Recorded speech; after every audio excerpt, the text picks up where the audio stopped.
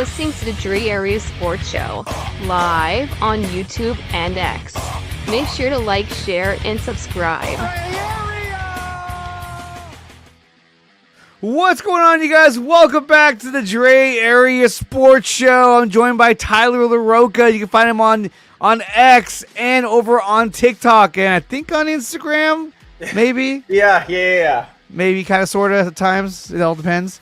Yeah. But, guys, we're here to talk to you about the San Francisco 49ers and their big win that they got last night against the Atlanta Falcons at Levi Stadium. So we're going to talk a lot about that.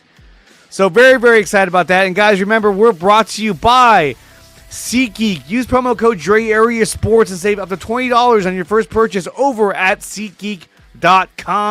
You want to go to the game, you want to support the Niners when they come back home, go to SeatGeek, use Dre Area Sports as a promo code, and save yourself up to $20. That's beer, that's food. It's well worth it. We're also brought to you by BetUS. Use promo code Dre Area Sports and BetUS will match you up to 125% on your first 3 deposits only when you use promo code Dre Area Sports. BetUS is where the game begins. And, of course, we're brought to you by Power Brand Systems. Use promo code 300POWER when making your first purchase over at Power Brand Systems. They will design and develop a website for your every need, may it be for your business, website, or social media account. Whatever business you have, they will do it for you. You want proof of their work? Then check out the websites of John Chapman, Johnny Dale's Football Academy, and my own website, which is DreAreaSports.com. Memberships are available over on DreAreaSports.com. They start as low as $1 a month. So if you want to support the channel, head over to DreAreaSports.com and become a member of the community. If not, if you're like, I don't want to go there, well, you can go over to Patreon and join me over on Patreon as well. So those are 2 ways to help support the channel as we build this channel into one gigantic evil empire. But in the meantime, we're here to talk about the Niners against the Falcons. Tyler, this game last night was incredible. A game in which a lot of people said, hey, they're not going to win. They're going against the number 1 ranked defense. They're going against a top 5 offense. They'd have to get really lucky. And what happened? The Niners ran the ball all over the Falcons. Yeah, I mean, apparently that was the theme. That was what they all said. Was Kyle was telling everyone this is going to be a Christian McCaffrey game. And Robert Saleh, man, he just keeps doing the damn thing. It doesn't matter who he has back there. He's going to make it work. It's incredible. He's insane. No, he really is. I mean, the difference that he's made on this team, especially when you compare them to last year with Nick Sorensen, it's like night and day. I mean, Sorensen was in over his head within the first 2 minutes of the season. It was like, this is not good. And Saleh has been able to make adjustments throughout the game. Saleh has kept the team competitive throughout the entire season. Yep. And facing adversity, losing Nick Bosa, losing Fred Warner, the slew of injuries that eventually took over the defense. At first, it was like we had a lot of injuries on offense, but the defense was pretty healthy. Now, both sides are suffering from their injuries, but Saleh has really corrected and righted the ship. I think that some of these games were a little hard for them based on the players they lost. Obviously, the Jags, gave them some problems as well. But even then, they held them to really 20 points besides the special teams blunder, which allowed them to score another touchdown, which ended up winning them the game. But last night, you were going against one of the most dynamic running attacks with Bijan Robinson in the backfield. And the Niners, they completely neutralized Bijan Robinson. Yep. What'd you think about the way that they neutralized Robinson? I mean, they kind of did what's been happening to Christian McCaffrey all year is they kind of just focused on the run game. And they're like, all right, we're going to just make sure he can't run it. And Bijan was feasting in the air. He had quite a few screens. They were throwing screens to him, I feel like, every 3 seconds. Yeah, they were. And I loved it. I did not think our run defense would be as good as it was going to be. Our pass defense still leaves a lot to be desired, but our run defense was very, very, very good. And you could kind of tell when Bijan couldn't get going at all, Yeah. The Falcons just didn't know. Looked like they didn't know what to do. They're like, all right, well, why is Bijan broken? He's just not. He's not running for 150 yards. I don't know what's happening. Yeah, no, and not only that, right? So you had the Niners shutting down Bijan Robinson, which totally threw them off their game. That was like, oh shit, that was a huge component of their offense. But then what it ended up doing was it really exposed Michael Penix as a inexperienced and sort of a bonehead quarterback. He was making a lot of mistakes out there that was costing them points. I mean, at the end of the half, he threw the ball out of bounds. It was intentional grounding with a 10-second runoff. It was like, what are you doing, dude? Yeah. And what's funny is that, I mean, you could relate it to experience, but there was a couple of instances where Mac Jones had a similar situation where he had to get rid of the ball and he threw it out of bounds, but it wasn't intentional grounding because he knew how to compose himself. Michael Penix didn't, to me, showed flashes of a cannon for an arm because he naturally has that. Yeah. But as a mentally strong quarterback, he did not look very good last night, especially when he was under pressure. Yeah, so Penix has been one of those quarterbacks. He was really good in college, and I think it was because of his arm. But I remember last year I was really confused why Raheem Morris wasn't on the hot seat. Like, he seemed like to go under the rug of like they were giving a bunch of other coaches like shit, and he was like one of them that wasn't getting it, and I was super confused. And then this offseason when they like doubled down on Michael Penix, like not having any competition and it's his job, this is his team, I was really, really confused by that because I was like, he didn't look awful last year, but he didn't look good. So I didn't understand this whole doubling down, like we don't need anyone in this building because Penix is the guy. And so I didn't really get it. And then throughout this year, I haven't really understood it. And then last night again, I look at it and I'm like, how is Raheem Morris? Like, I genuinely think Raheem Morris is a bottom 2 head coach in the NFL right now. I don't know how he's not getting more flack. How did you double down on this guy like so confidently? He hasn't shown – his anticipation seems awful. Like, it seems like he has no idea. It's like it reminds me of Caleb Williams. Like, he seems like he has zero idea where the ball should be going based on the defense. Because if you look, like, we were leaving people open. Like, he could have feasted on that on our second. He seems like he's more of a reactionary coach, more of like a maybe a culture guy. I mean, he used to play the game, so I think he's more like, hey, guys, I get it. But a lot of that team is built around, the offensive coordinator, Zach Robinson, first-year offensive coordinator. They've had a really good offense this season. And on top of that, what's his name? The defensive coordinator, former Niner. Ulbrich, right? Ulbrich. I was going to say Ehrlich, just on it. Yeah. Ulbrich. I mean, I thought the defense was looking really good early on. Mm-hmm. They just suffered from the fact that the offense couldn't get their game together because the Niners defense, Saleh had a magnificent game plan against the Falcons. He neutralized Bijan Robinson.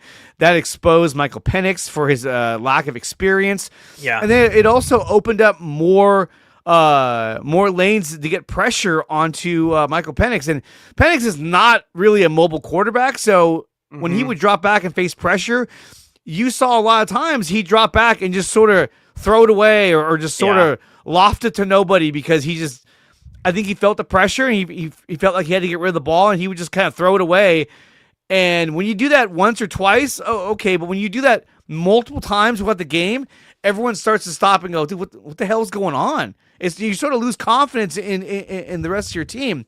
Now, he did make a number of spectacular throws. I'll give him that. For sure, yes. There were some throws where I was like, wow. Yeah. Like, that was incredible. And that's the weird thing, like, with quarterbacks nowadays. I feel like the quarterback play is so much worse, even though the talent is, like, incredible. Like, if you looked at talent from quarterbacks 20 years ago and someone saw Penix, they'd think he was an alien. Yeah.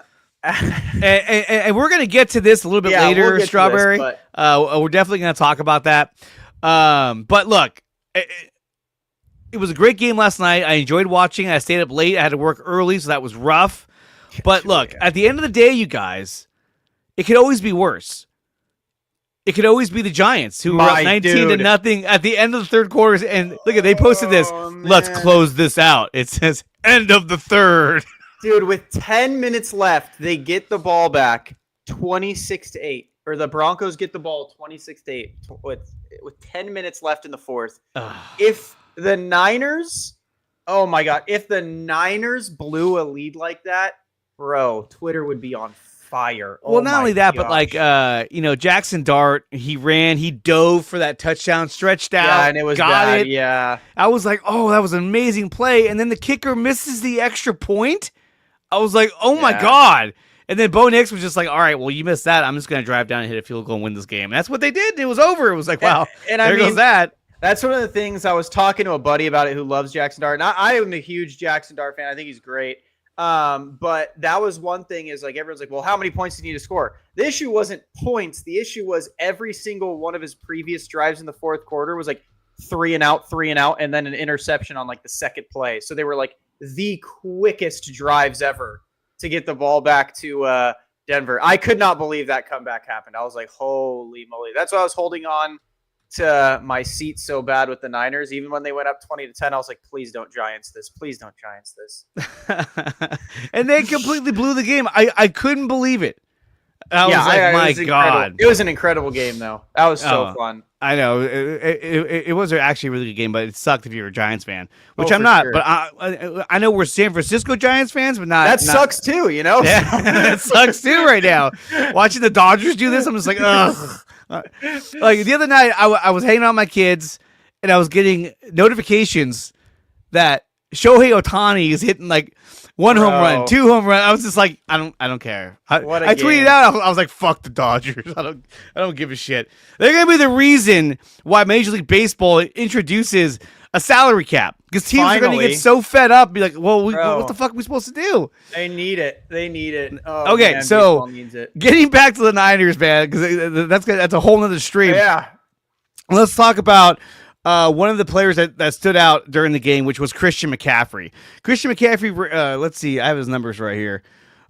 He had 24 rushes for 129 yards. Mm-hmm. He also had, they have it in a separate category. He also had 7 catches for 72 yards, and he also ran for 2 touchdowns. Yeah. McCaffrey was their entire offense last night. Not the entire, but the primary man of their offense. He was it. I mean, if a receiver has 7 catches for 72 yards, they had a big game. He had that, and he also ran for 129 yards and 2 touchdowns. What did you think about the performance of Christian McCaffrey? Yeah, I mean, here's the thing with Christian, man, is I'm so cautiously optimistic about Christian McCaffrey just because, dude, the volume he is getting is so unsustainable. Like, and he's playing incredible. This is not a knock on Christian McCaffrey. This isn't a knock on him at all. He has been playing phenomenal. He has been quite literally the sole reason this offense has had anything going right now.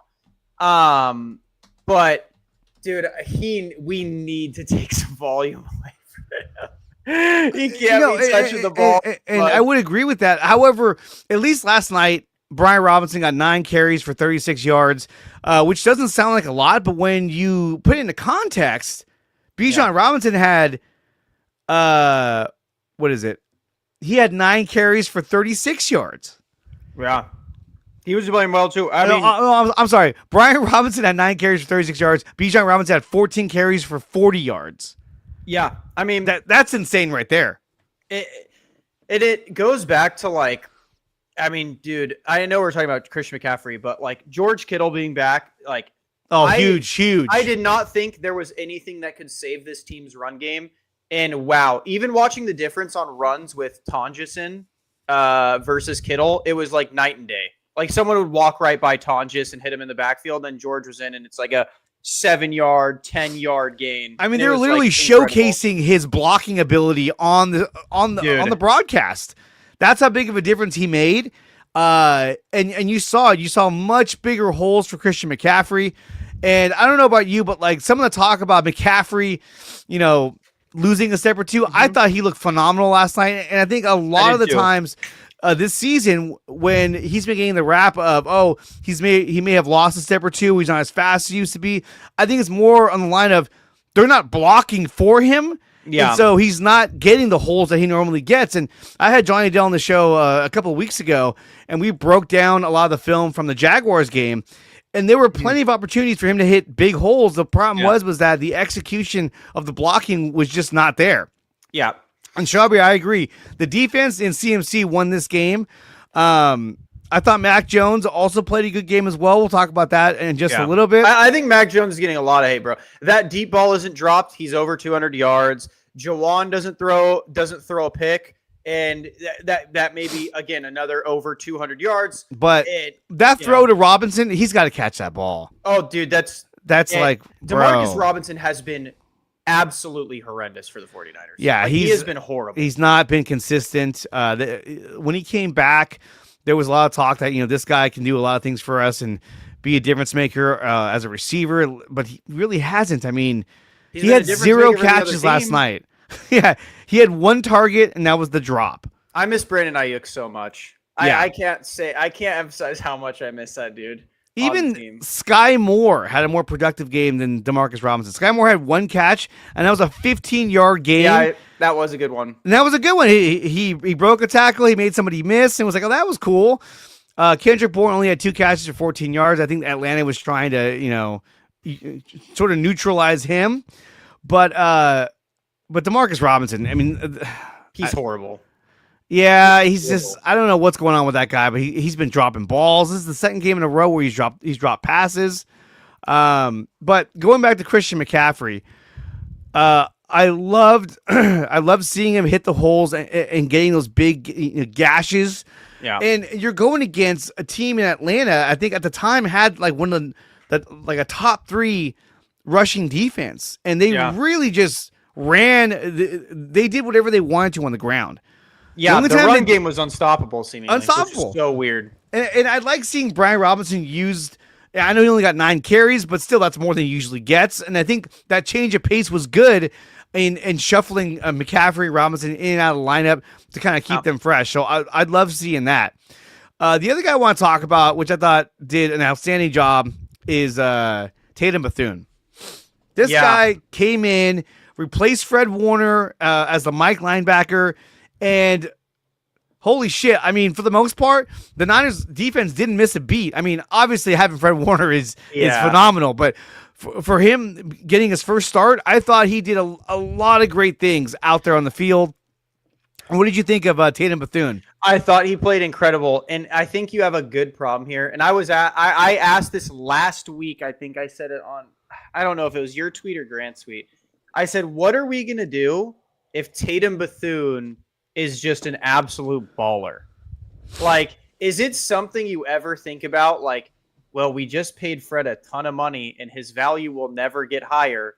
Would you ever consider trading someone like that if Tatum Bethune? Like, obviously, this is completely like this is not after one game, and I'm not ready to crown him, Fred level. But I'm saying, like, what if this kid just continues to be an absolute beast? Like, would you look at trading him for a young edge rusher, or would you look at trading Fred to get his contract off the books? Like, dude, he looked really good, and I'm convinced the 49ers will never miss on a Mike linebacker. I don't care if they put me back there in pads. I'm genuinely convinced they could make me an all-pro. Like, it's insane.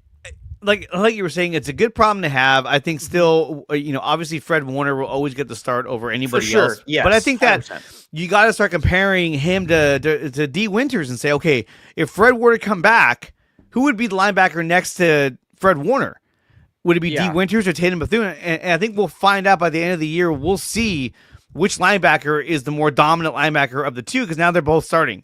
So we're going to see Winters and Bethune out there, which they both look really good. The blitz that ended up being nullified by the Dima Lenore penalty, I thought Bethune looked amazing. He blew through the running back and was able to get to Michael Penix. Penix was not good against the pressure. He looked really, really bad. On top of just like these errant throws, he can't scramble whatsoever, and they were able to get a sack. The next guy, Bryce Huff. This guy, I was like, where has this guy been all year? And now maybe it was a matchup thing where, the guy he was going against, but he was on both sides of the line. And he just had a dominant game, and some of the moves he pulled out there were just absolute dynamite.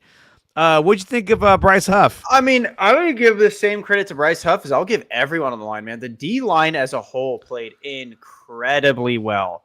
I feel like they all played really, really well. They all had their moments. They were all just like, I feel like they were just, it was working so well on all angles. Like even, I'm blanking on how to pronounce his name, but like Sam Okwanu. Yeah. Even he played well. He had a sack that was huge. Michael Williams was constantly getting pressures in the backfield.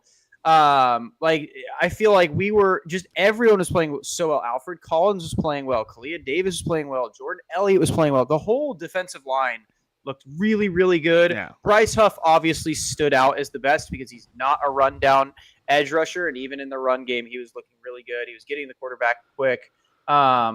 Yeah, I can't say enough about, again, Robert Saleh is just amazing. I genuinely think if you are the 49ers, you offer him anything. I'd be like, I don't care where you're going to go. I'll double it. Yes, it doesn't come out of the salary cap. We're just paying you money to stay here. Literally, I would be like, I want you to be the next Steve Spagnuolo. Like, I want you to stay here and just be the architect of this defense. And I know Kyle's getting a lot of credit, rightfully so. Kyle has been very, very good this season. But the best coach on the staff this year has been Saleh. Saleh walked in this building, and it instantly turned around. The team's hungrier. The players are hungrier. Like, you could say what you want about Kyle missing, like, Purdy, but he's not missing the Fred Warner of his offense, which is CMC. Yeah. Saleh's missing Bosa. He's missing Fred. He has Upton Stout hurt now. Renardo Green got hurt in the middle of the game. His safeties are the worst coverage safeties I've ever seen in my entire life. And he's still like shutting teams down. It's incredible. So again, we talk about some of the injuries that they're suffering in the secondary. Renardo Green has a toe injury. If it is turf toe, this could be a while. He apparently does have turf toe. So with that being said, I thought Darrell Luter played a fantastic game last night. And I think Darrell Luter showed you that, hey, look, I've been in the league for a number of years now. Yeah. Like, I know what I'm doing, to a certain extent. Obviously, as the weeks go on, it gets harder and harder because teams will start the game plan for you. But I thought Darrell Luter played really well last night. And not only that, but I thought Chase Lucas nearly had a pick six. Incredible. I mean, that was huge. He looks incredible. He has to play more. I think he does. Renardo and Upton Stout look very good, but Chase Lucas looks like the second best corner on the team. He looks so good. I mean, at this point, I would tell Upton Stout, hey, look, obviously we love what you do, but take next week off to get fully healthy and let Chase Lucas get at least one more start. I just thought he brings that energy and that intensity that you really, really need. Not that Upton Stout doesn't, but I just love what Chase Lucas brings to the table in terms of his overall ability and his character. A lot of good things out of the defense. And look, the team was inspired knowing that, Fred Warner was there, trying to, inspire them to do better. And I think a lot of them did. Now, going into next week, obviously that's going to change over now. Now you're going against a whole new team. And so if they can continue to do what they were doing against Atlanta, I think they're going to find a lot of success. And to correct myself from earlier, yes, Strawberry was right. The Falcons had the number 17 rush defense, but they had the number 1 passing defense. And you could tell, too, because Mac was having to really pinpoint those passes just to get him in there. But speaking of Mac, let's talk about this. But I will say real quick about the Houston game go ahead. Before we move on. Yeah, go ahead. The only quarterback that may be worse than Penix under pressure is C.J. Stroud. So if Saleh keeps coming with those blitz packages, CJ is going to have a rough time. And they have a bad offensive line, too. Yeah, their offensive line is awful. It makes ours look elite. Yeah. Well, okay, so before we even get to that, let's talk about the elephant in the room, which is Brad Hennessy. This guy came in because Jake Brendel pulled his hamstring. Now, there were a lot of fans out there that were like, oh, thank God Jake Brendel is going to come out of the game, because the guy never comes out of the game. He never gets hurt either. It's kind of like, what? And he gets a lot of criticism as well, that he sucks, he shouldn't be starting, all this stuff, right? Now, we look at the numbers from Matt Hennessy in yesterday's game. 20 pass blocking opportunities, 0 sacks allowed, 1 pressure allowed, 0 quarterback hits allowed, a 97.5 pass block efficiency, a 79.2 pass block grade, and a 64.1 run block grade. Yeah. I'd say he did a pretty damn good job for having to take over for Jake Brendel. I know Brendel had some good PFF scores for last night's game, but still, I thought Matt Hennessy looked pretty damn good. Yeah. And a lot of fans would say that they want Matt Hennessy to continue to start. Yeah, I mean, I think Matt Hennessy looks really, really good. He did his job. I think the biggest thing, though, with these centers struggling is our guards are just horrible. I think we have, like, 2 of the worst guards in the NFL. Yeah. Like, Pooney looks atrocious. Knee injury. I hope it's just his knee because he looks horrible. And Connor Colby's just terrible, too. And so I think it's really hard on the center when your guards are that bad. And I think if your guards are that bad, your center's also always going to look bad. Like, I'm sure if Matt Hennessy plays next week, there will be some plays where we're like, dude, Matt Hennessy's horrible. This is why he's Brendel's backup. Did I call him Brad? Oh, sorry, I'm a Giants fan. Yeah, and so I do it all the time. I call him Brad Hennessy. I think the big thing here is just we need better guard play. I think Matt Hennessy looked solid. I think Brendel doesn't look great, but he's solid at most points. I think the biggest issue is Pooney and Connor Colby literally just let people walk by them, like, for free. And then it looks like it's the center because Brendel or Hennessy's trying to pick it up as quickly as possible. This is what I'm talking about, though. You're talking about Connor Colby. He had this play here where I guess this is illegal, but he helped track Christian McCaffrey into the end zone. When it's not flagged, it's like, good job. But if it did get flagged, you'd be like, dude, seriously? McCaffrey was, he was kicking the whole way through. So that's probably why they were like, oh, he was, he was trying.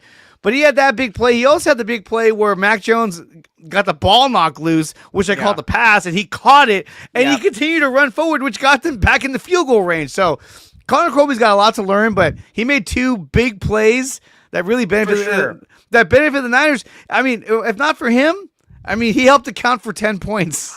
Yeah. And they won by 10. Yeah, so, he's been pretty rough, but yes, he had those 2 really good plays. I'm just curious, like, when we get to see Drew Moss. I feel like he has to get an opportunity at some point this year. He was inactive last night. Really, they're really banking on Ben Barch coming back, but the problem with Ben Barch is that the guy has never stayed healtly. The guy has never been able to... He's going to get hurt when he comes back, so... He'll come in, get hurt, and leave again. Like, damn it. He's like the one you can't keep on the field. It's like Ricky Pearsall, dude. They're like unicorn spot sightings. You're just like, oh, there it is. Oh, where'd he go?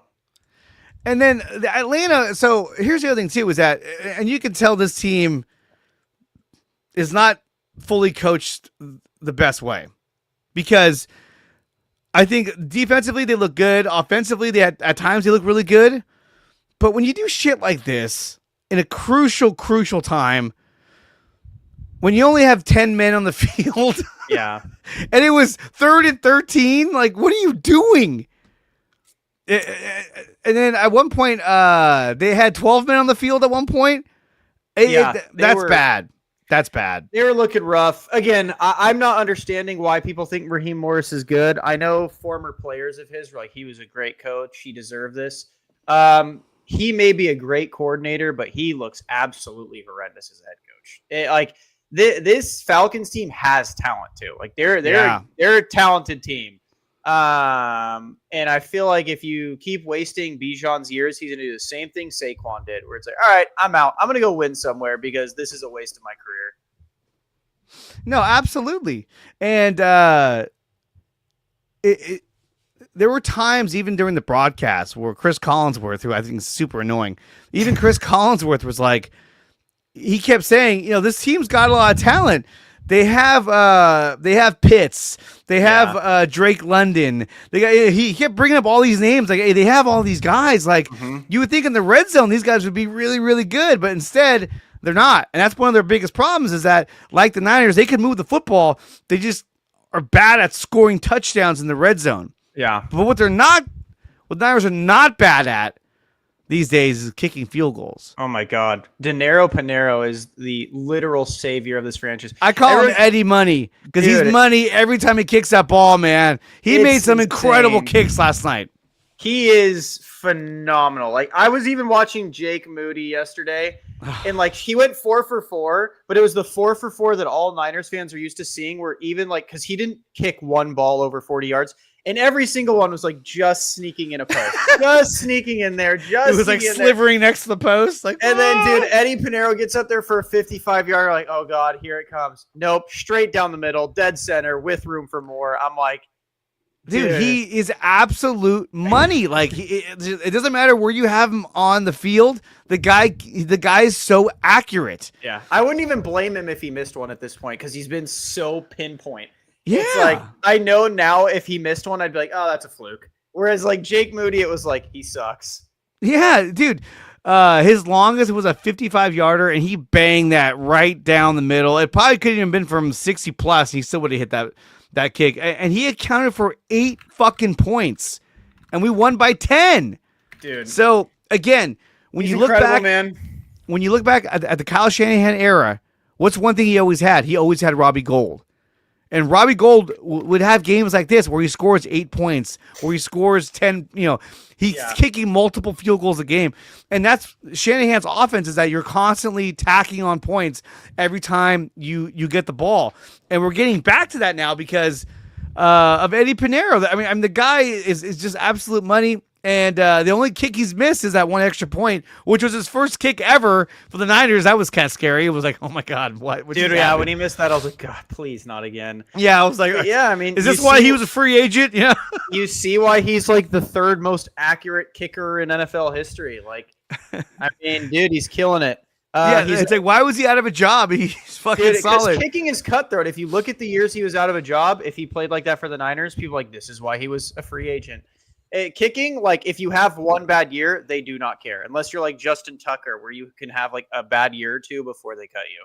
Yeah, absolutely. Justin Tucker. Yeah, I mean, obviously he had other stuff going on. But, I mean, of all the guys you could have picked, you picked that guy? Okay, Harrison Butker. Like, he might get cut at the end of the year. And it's like, he's notoriously a phenomenal kicker. For the Chiefs. But the last couple years, he has been butt cheeks. So yeah, he's been ass. Yeah, his name's Butker too. So it kind of goes. And then we talked earlier about George Kittle and what he meant to the running game. Let's cut to the podium here and hear what Christian McCaffrey had to say about having George Kittle back in the run game. When he doesn't have a big statistical game, the attention that he draws it opens so much up. I mean, that's why football is the biggest team game on the planet. It always has been, it always will be. When you got guys like that on the field, just their presence alone strikes a lot of fear in coordinators. And so you have to keep eyes on them. And some games it might be me that has these open lanes and has a good stats line, whatever. And other times it'll be him or whoever else is coming to the table. So that's why it's a team game, and having him out there's a big deal. I mean, he's even saying just having him out there makes a huge difference. Yeah.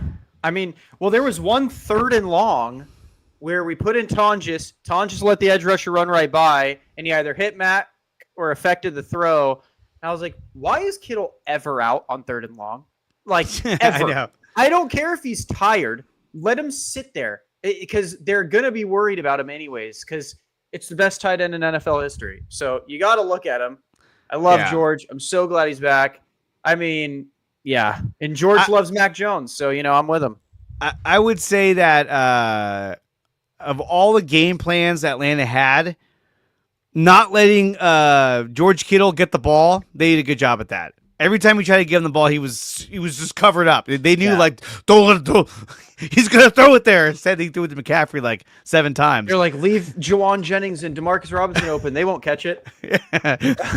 they'll drop. And that ball, Demarcus Robinson, it was right in the breadbasket. I don't know where else you could have asked for that ball to go. And that way, it wasn't like that was a line drive either. He just sort of just threw it up there like 3 flies up, and he was just like.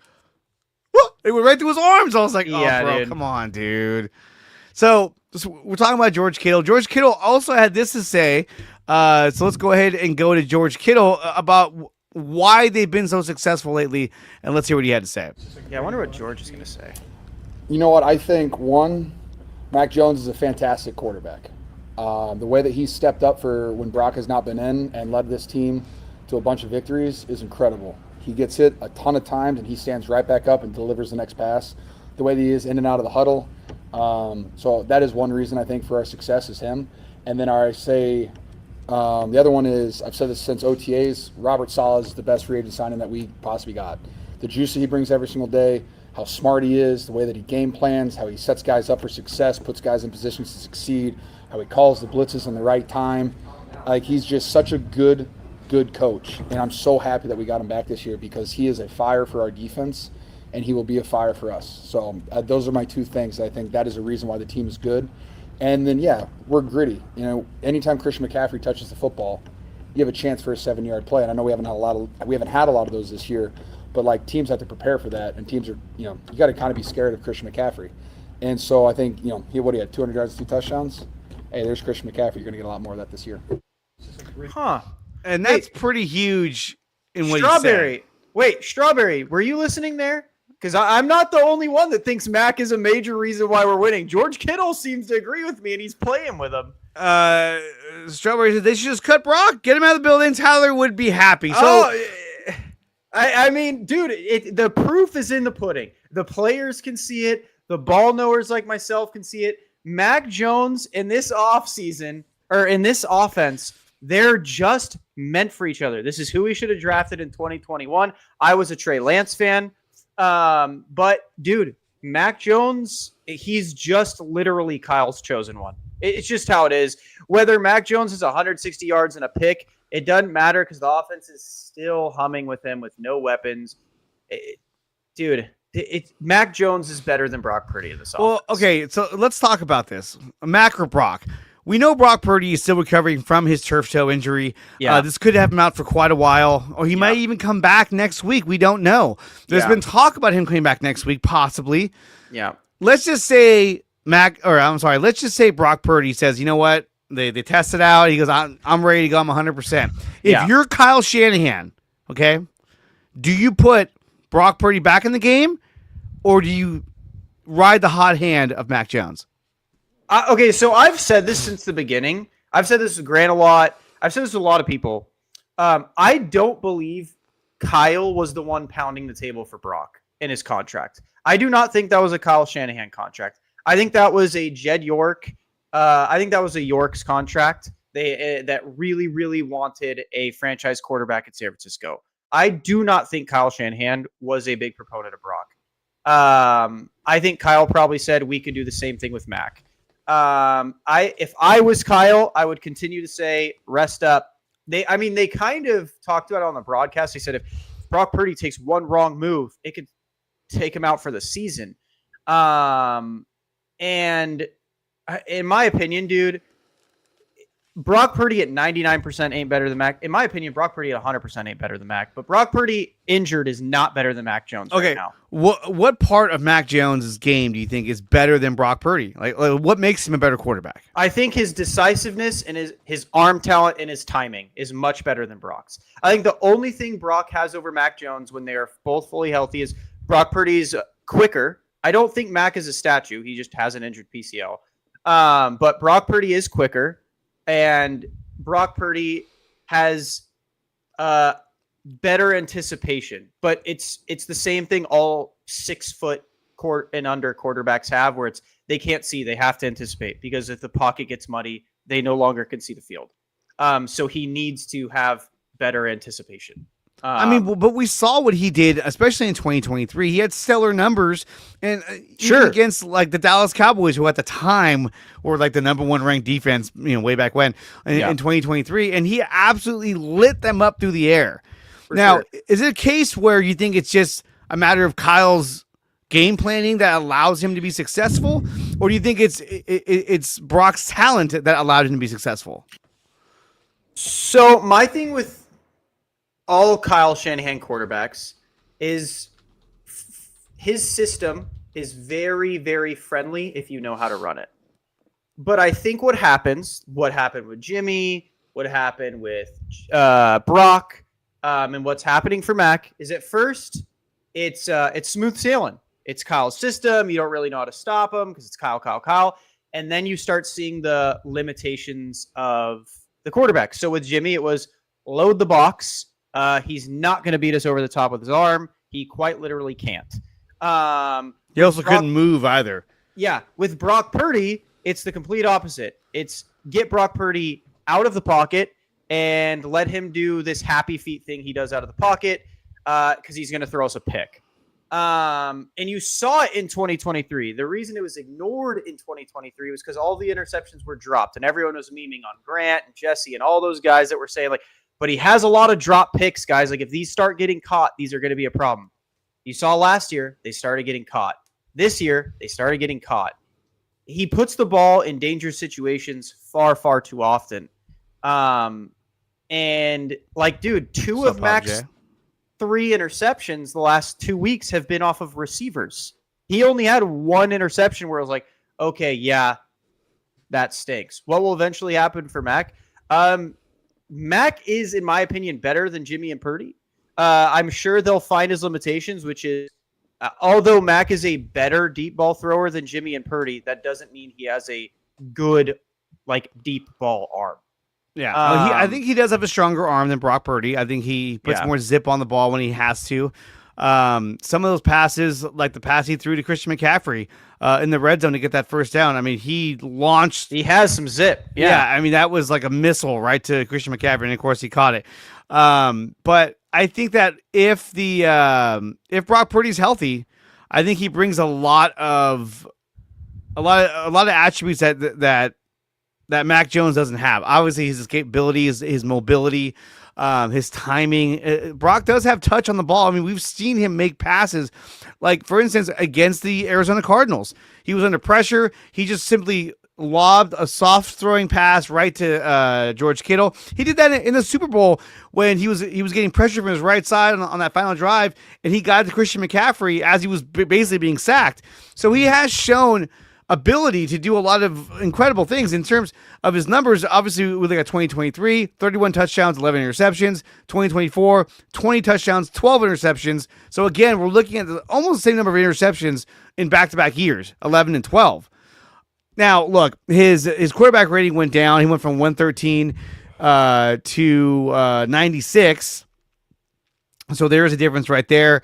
And obviously his yards were different as well because he had a lot of injuries on his offense. So to me, I think that if Brock is healthy, I think you have to go with Brock because of, look, he's your number one starter. You offered him you're paying him a lot of money to not play. Now, if you look over at Atlanta, they're like, yeah, we did the same thing. And he's sitting on the bench right now. It's Kirk Cousins. Mm-hmm. We went with Michael Penix. If you're looking at Denver, they did the same thing. They bought Russ out and said, you know what? This just ain't worth it. It ain't worth it. But, I mean, look, Brock Purdy is not a veteran old quarterback who is past his prime. I mean, the guy is still very, very young. So, to me, I still think that Brock Purdy deserves a shot to see what he can do in this offense. Now, it's a matter of, will he be 100%? When will he be 100%? Yeah. And that's the biggest question is you can't put Brock in there hurt because he's already not very good. And then you put him in there hurt, and then he's really bad because his escapability is taken away. Brock Purdy has the weakest arm in the NFL. His already weak arm is significantly weaker because he can't push off his back foot. So you're asking someone who's already extremely limited to be even more limited, which is another issue I have with Brock, again, with the Brock versus Mac debate. Mac is much more durable. And he is much stronger, which is a thing in this. Brock Purdy's hurt his throwing arm 3 times in his career.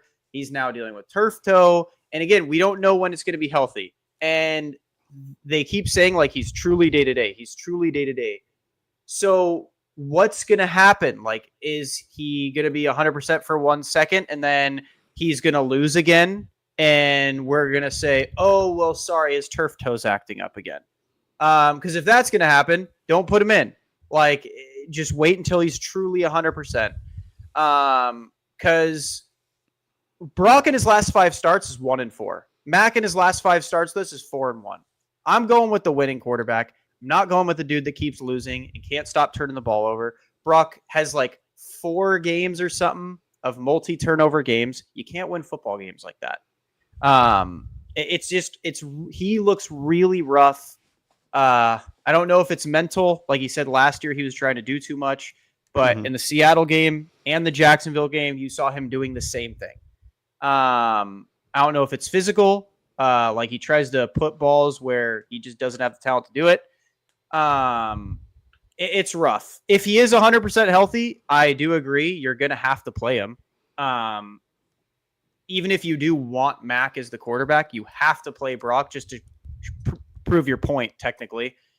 But I wouldn't play him until he's truly 100%, because otherwise you're setting him up to fail. Well, and that was the other thing too, is that, you know, they allowed him not to go on IR when really he should have gone on IR, and that frees up a roster spot. Instead, he stayed on the roster and said, "Oh, I'll be fine in a few weeks." And now it's cost them because he's not okay. He's not 100%. We saw him against Jacksonville. He looked awful against Jacksonville, and I think that a lot of that was because of the fact that he was still hurt. He couldn't put the pressure on his foot, on his toe, and you saw a lot of his throws were sailing upwards, and which was costing him a lot in that game. It cost the Niners the game.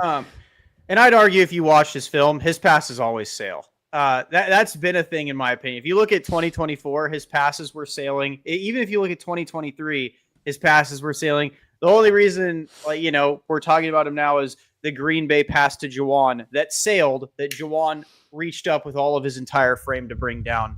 It's just, I think if you let Brock play hurt, you're setting him up to fail. If you truly want him to be the $250 million quarterback, whoever in that building thought he was, he needs to be 100%. But it's just, you saw it in Jacksonville. He can't play hurt. So, if you want the best Brock Purdy, if I were them, I'd even look at it now and be like, bro, how's your toe? If it's bad enough, let's just put you on IR. Yeah. Like, let's just let you get fully healthy. We don't need you because I don't know, like, in practice, is he re-aggravating it? Like, should he be practicing with it? Because they said he tore the ligament. Did you hear that yesterday? They said it tore. On Brock's foot? Yeah, they said on the broadcast that he tore not that toe ligament, but one of the connecting ligaments. Wow. So they said it's torn. So when I hear that, it's like, then put him on IR so he can put his foot up and get his foot to 100%. Yeah. So I don't know what it is. I don't know. This sounds like it's a typical Niners injury, though. Like, you never actually know what's going on. So, well, and I worry too, because if, let's say he's like, hey, I'm good to go, I'm ready to come back, and they're like, okay, let's go, let's get him back out there, and then all of a sudden he goes out there, he re-aggravates the injury, which can make things a hell of a lot worse. Yeah, I don't want him to force his way back into the lineup because he's overly competitive and he wants to get back out there, because all these guys are. Like you were saying, I want him to be 100%, and when he is 100%, I think he deserves the opportunity to start. It is going to be hard because you got to tell Mac Jones, okay, you did a great job, but he's a starter. And Mac has said, this is his job. I'm the backup. Sure. I'm just doing what I can. And look, when you look at what Mac Jones has done throughout his career, other than his rookie season, he's had a lot of bad seasons, but he's been on a lot of bad teams. For sure. And now he's with a better coaching staff. We're seeing how Kyle Shanahan, he has the ability to kind of rehab a lot of these quarterbacks. We saw it with, even Sam Darnold. Now we're seeing it with Mac Jones. You're seeing it with Shane Steichen and Daniel Jones right now. Like, a lot of these quarterbacks, KOC said it last year. He said, bad organizations fail before bad quarterbacks. Like, it's spot on, dude. And that's the thing, man. Like, Kyle made someone of Brock's talent look phenomenal enough to get a life-changing contract. And I think the biggest issue with Kyle, though, is he gets his quarterbacks hurt. They get hit way too much. They get hit a lot. And even then, too, right? Say Brock is like, I am good. I'd be like, are you sure? Because, dude, look how much Mac is getting hit.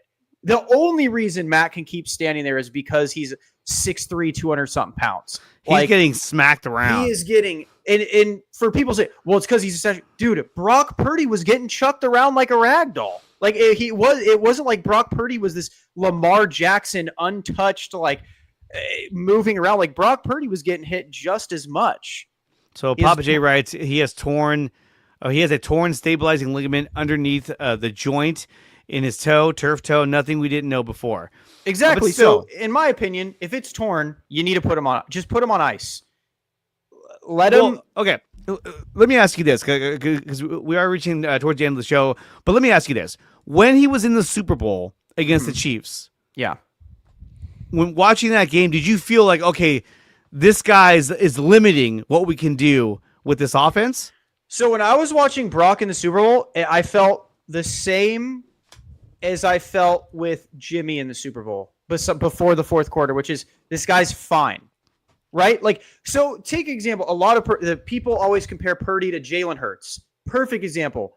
In the Super Bowl, Jalen Hurts looked like a stud. Yeah, like, he played phenomenal. Brock Purdy, he didn't play bad. He didn't play good. He just played fine.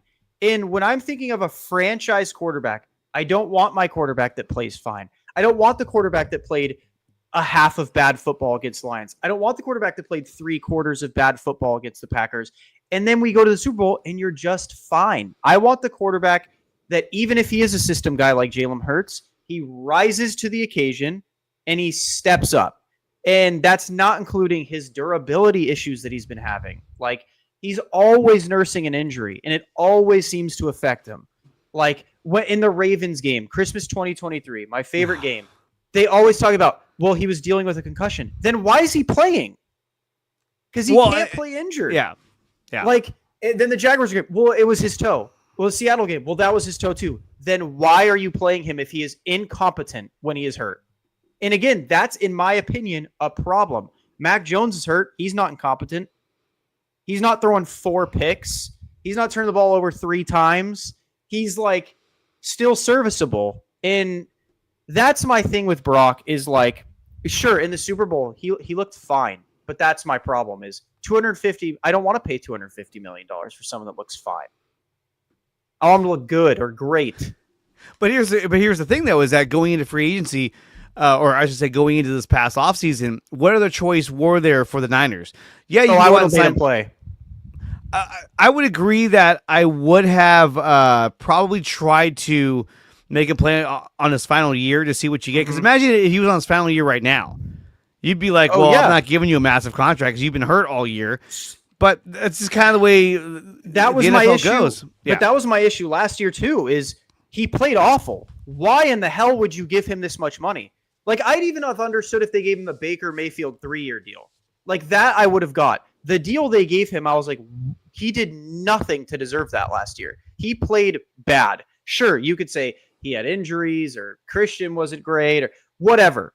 Okay, that doesn't change that I'm not giving you $250 million.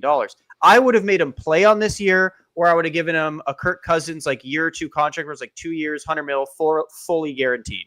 Okay, we have a question here. Tyler, if Brock is cut tomorrow, would another team put him on their practice squad? If Brock is cut, I mean, yeah, he'd go on their practice squad. But you want a practice squad to be your franchise quarterback? A practice? That's the bar? Like, what do you mean? I don't think Brock Purdy would start on another football team if he was removed from the 49ers. No. I don't think he would never, ever have gotten this contract from anyone else. Never. I think they should have done what the Ravens did. I mean, he led them to the Super Bowl and to back-to-back NFC title games. Christian McCaffrey's Offensive Player of the Year led them to the Super Bowl. Have you ever looked at Jimmy's stats with CMC from that year? They were identical to Brock's. Identical. And that was Christian McCaffrey getting used to the offense. In 2022. Christian and Jimmy were just as good as Brock and Jimmy in 2022. Brock had a great 2023. Don't get me wrong. He played well. He had All-Pro Debo, All-Pro Kittle, All-Pro Ayuk, All-Pro Trent, All-Pro Christian McCaffrey, and an emerging Juwan Jennings. I would hope you could play well in that offense. I would hope. You know? Tyler, you are crazy. I'm trying to gauge what you think I think Brock Purdy is a serviceable backup quarterback in the NFL. I think if they did what the Ravens did and said, okay, we'll let other teams negotiate with you, 0 out of 31 teams would have given Brock the offer the Niners offered him.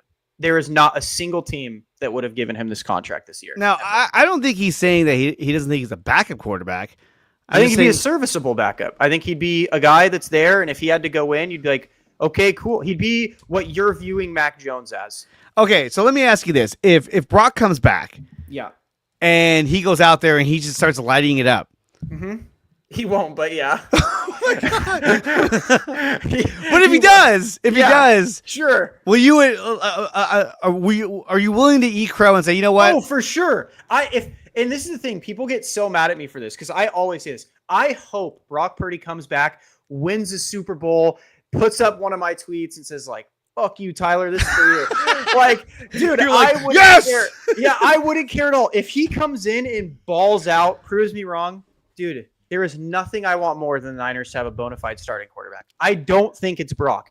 If he comes back, I will be the first one to say, bro, Brock Purdy balled out. He let him hang. Like, if he comes back against Houston and he balls, right, and he does what Mac Jones has been doing against, if he does what Mac Jones did against the Rams, right, say Ricky doesn't come back, he just has Kittle and he just has Christian, then he has the other replacements around him, and he balls out, and just goes on a shootout win. I'll be like, bro, Brock, let him hang. That's $250 million. That's the quarterback you pay for. Of course I'd applaud Brock, but I haven't seen it outside of the Chicago game last year.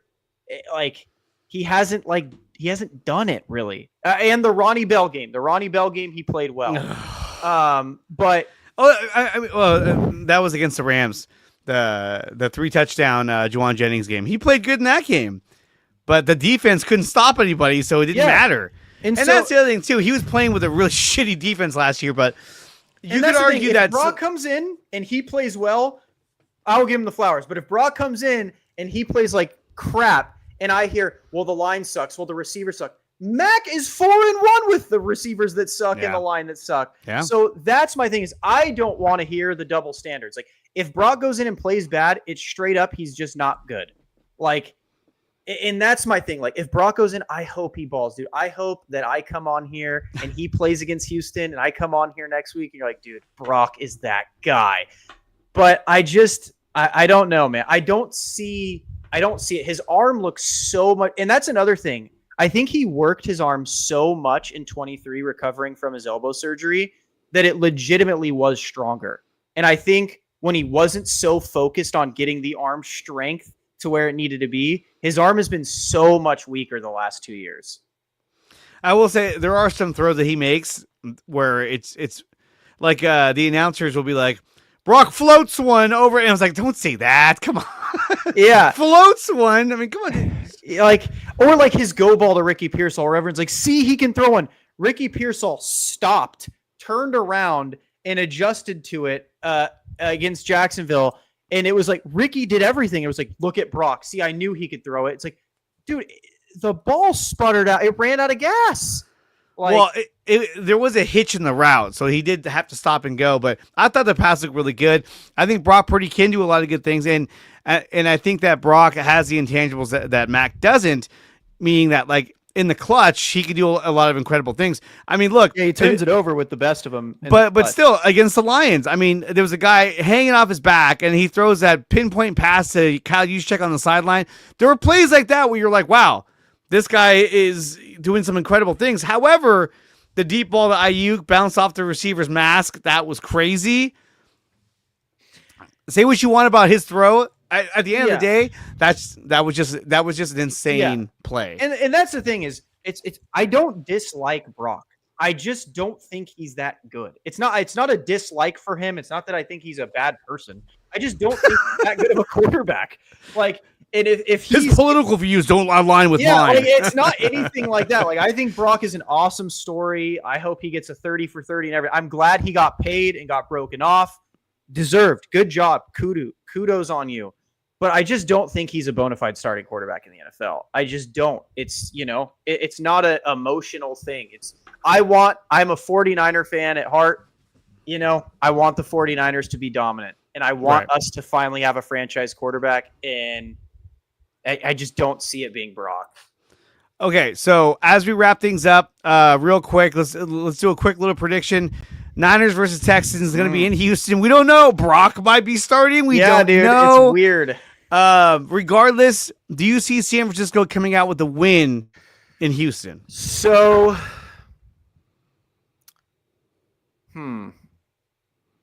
if Brock plays, I see us losing a close one because I don't think he's going to be 100%. There's no love. If he plays, we fucking lose. I don't think he's going to be 100%. Like, because they're telling you, like, dude, if he steps the wrong direction, his toe is cooked. So it's like, I think if he plays, it's forcing himself to play, and we're going to have the same issues we've been having. I think if Mac plays, we'll probably win a close one. Regardless, I think it'll be pretty close. I am very curious how our defense plays this week without Fred Warner and the Fred juice and the Fred gas. I'm seeing like a 20-17 Niners win here. I mean, you got back-to-back road games at Houston, at New York, and then probably the biggest game of the year in Los Angeles. Yeah. That's going to be the big game, and really, you're going on turf for Houston and New York. So, if you're going to bring Brock back, that's tough. And that's what I'm saying, man. Week 10 against the Rams, like, all right, go get him, Tiger. Like, oh shit, you know what I mean? Like, this is a huge game. That's what I'm saying. Like, you need to make sure he is 100%. Do not rush him back to Houston, and please, God, don't rush him back at the MetLife turf. And then after that, I mean, the schedule we already know is pretty easy. You got Arizona, Carolina, Cleveland, but then you got Tennessee, and then you got Indy, who's actually world beaters right now, and then Chicago, Seattle, and then the season's over. Holy shit!